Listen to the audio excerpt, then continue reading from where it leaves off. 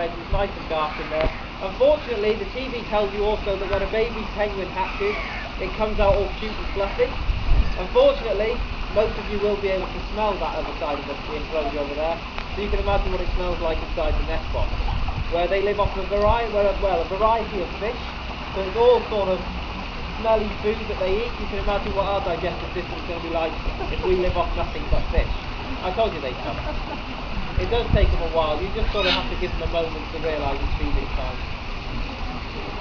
In weather like this, you can't blame them when they're falling behind a bit and they forget what the time is. Get out the way, Heron. Out the way. Right, just that way.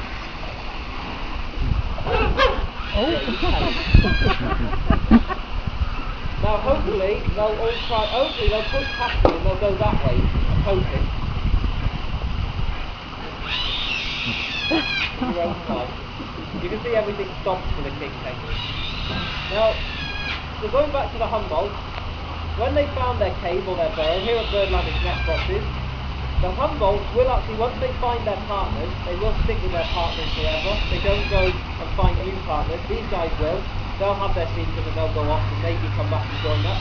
But most likely it's the best, with these guys it's the best singers. So if one year you're a bit horsey in the throat and you're not going to sing very well, you're not going to do very well when it comes to breeding.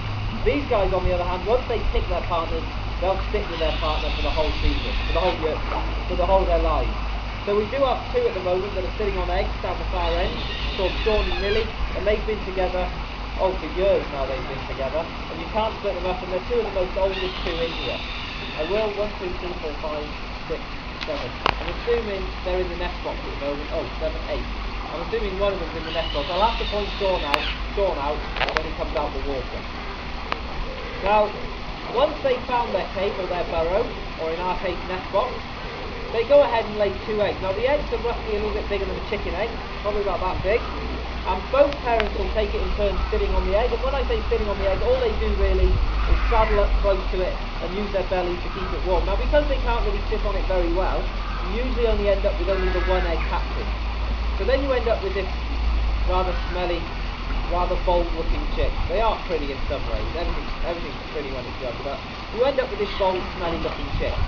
Now the clever thing is with penguins, is they do have they do have something in common with a pigeon, I should say, and that is, when they feed their chicks, the chicks start off about this big, and the adults, because they're underground, the chicks, the adults can actually afford to go off, both sort of things, go looking for food, and they can both afford to be away from the chick, because the chick knows to stay in the nest box.